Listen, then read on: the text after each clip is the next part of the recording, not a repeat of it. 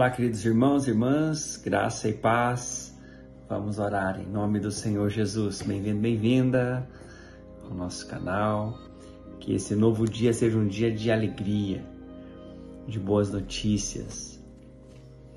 Em nome do Senhor Jesus, não é mesmo? E se houver alguma barreira, alguma dificuldade para atravessar, você vai atravessar na força do Senhor. O Senhor é contigo. O Senhor é conosco.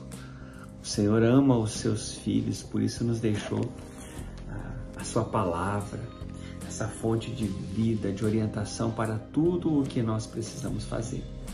É na palavra que nós nos alimentamos, é dela que vem a nossa orientação diária.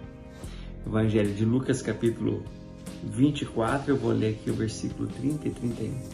Se você ainda não é inscrito, por favor, nos ajude inscrevendo-se aqui no canal e vamos abençoar pessoas.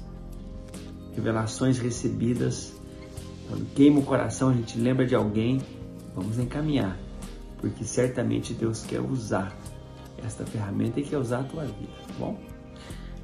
Lucas 24, versículo 30 fala assim: E aconteceu que quando estavam à mesa, ele pegou o pão e abençoou. Depois partiu o pão e o deu a eles. Então os olhos deles se abriram e reconheceram que era Jesus. Esse Lucas 24 é o clássico da caminhada dos dois amigos, da cidade de Jerusalém até a vila, a cidadela de Emaús. Os discípulos no caminho de Emaús, como popularmente a passagem é conhecida. Acontece logo depois da morte de Jesus na cruz, antes ainda da sua ressurreição, ou pelo menos da narrativa da ressurreição, né? Jesus está se revelando, começando a se revelar, mostrando-se vivo para os seus seguidores. Só que estes dois, eles ainda não tinham tido a experiência. Ainda os seus olhos espirituais estavam fechados, lacrados, cegados. E esses dois, meus irmãos, minhas irmãs, eles são uma figura de uma grande multidão, de pessoas que têm assim essa angústia no coração a respeito da vida, a respeito do que trata tudo isso, a rotina, a canseira, a caminhada, do que trata a mesmice da existência e de sonhos que são construídos e de repente parece que esses sonhos eles desmoronam como um castelo feito com cartas, castelinhos construídos na areia, se dissolvem. E então as pessoas entram em crise perguntando a respeito do que é tudo isso, a respeito do que é a vida. Por que nós temos que sofrer, lutar, cansar e recomeçar? E de repente quando temos um glimpse assim de alegria e temos esperança, ela desaparece com a próxima situação, com a próxima cena, com o próximo fracasso. Estes dois são uma figura do humano que ainda não teve um encontro pessoal verdadeiro e transformador com o Senhor da Glória. Jesus cumpriu a sua missão fazendo discípulos, cumpriu a sua missão entregando-se naquela cruz. O seu sangue nos comprou, o seu sangue nos resgatou. Agora, apesar de Jesus ter feito toda a obra, aqueles que ainda não tiveram contato com esta verdade ainda estão na escuridão da ignorância, estão ainda com os olhos fechados, com cegueira espiritual. Pois muito bem, na caminhada de Jerusalém até Emaús, Jesus se coloca ao lado deles, começa a caminhar com eles e começa a conversar. E aí, tudo bem? Não está tudo bem não, estamos tristes. E ele fala assim, mas qual a razão da tristeza de vocês? Então Jesus ouve deles a seguinte declaração: você é o único aqui em Jerusalém que não sabe dos fatos que aconteceram nesses últimos dias. E Jesus, dando uma de desentendido, diz: mas que fatos vocês estão falando? E então eles começam a contar para Jesus a respeito da morte de Jesus. E Jesus, no meio da história, da narrativa deles, fala assim: como vocês são lentos para entender os profetas, para entender as Escrituras.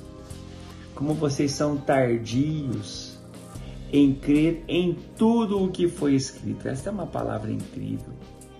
Sabe por quê? Porque a salvação proposta a você já foi escrita lá no Gênesis. Desde o Gênesis, a promessa da redenção já foi declarada. Mas é necessário colocar fé na palavra de Deus. E Jesus fala assim: vocês leem a palavra, mas não colocam a fé necessária para que ela transforme a vida e a rotina de vocês. Então Jesus começa a lhes explicar as Escrituras. E vai caminhando, e a viagem chega ao fim.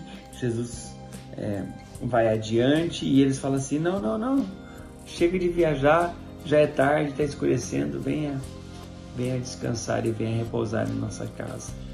E então, quando eles entram em casa, a refeição é servida. E quando aquela refeição é servida, Jesus pega o pão, como a gente faz simbolicamente sempre na Santa Ceia. Jesus rasga aquele pão, dá graças ao Pai, abençoa o pão e entrega àqueles homens. Quando Jesus parte o pão, caem as escamas. Nós cantamos muito nessa canção. E ao partir do pão, os nossos olhos se abrem. A minha oração sobre a tua vida hoje é exatamente essa. É claro que eu desejo e intercedo para que as circunstâncias que pesam contra você ou sobre você sejam retiradas, aliviadas. Mas, melhor do que isso, a minha oração é para que os teus olhos espirituais estejam abertos, mesmo antes do fim da prova. Porque olhos espirituais abertos é símbolo de alegria interior. E quem está com o coração cheio de alegria na presença de Deus, nada pode segurá-lo. Ninguém pode deter. Como diz o cântico antigo, é obra santa. Vamos orar? Se você está vivendo dias de angústia, eu creio que o milagre do Espírito Santo vai acontecer na tua vida e na tua história agora mesmo, enquanto oramos. Receba.